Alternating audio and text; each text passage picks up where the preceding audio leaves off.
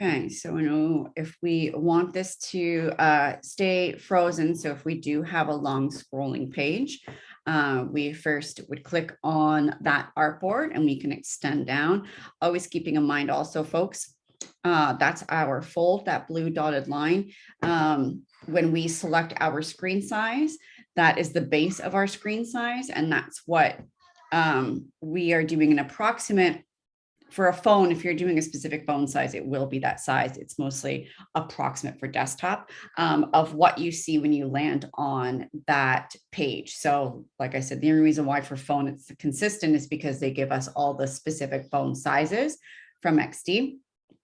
But then granted, when you are, looking at another phone, it might be slightly different. But anyway,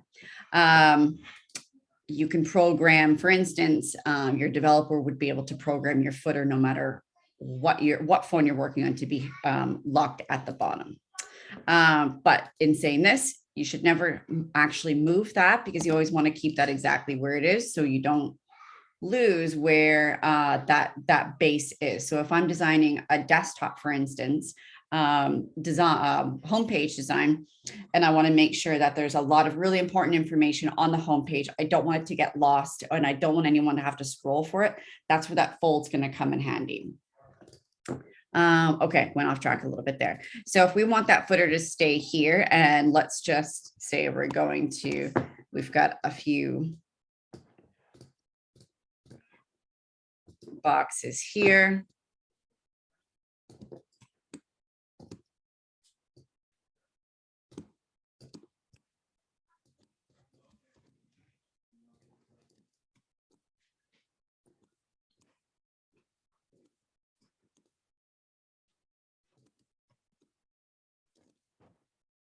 Okay, so first of all, we'll want to make sure that that's our footer. We want to make sure it's grouped as well.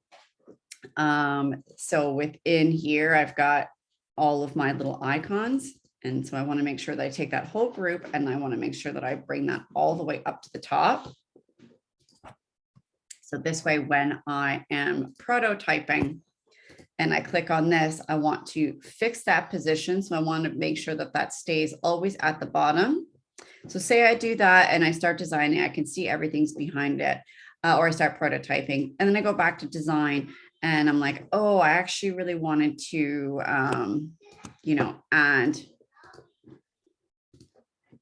add a big weird circle there for no reason. Let's say we want it like down here. Now we go over to our prototype and we press play. Now that circle ends up going on top of our menu, which we always want to make sure we don't want to do, which is also why we always test ourselves for sure. So then what I'm just going to do is I'm going to go back to my layers palette, make sure I find that footer. I'm going to make sure that that's grouped up at the top. And again, oops, we will lock that in position. And now when I prototype and I press play, it's now behind it. Okay.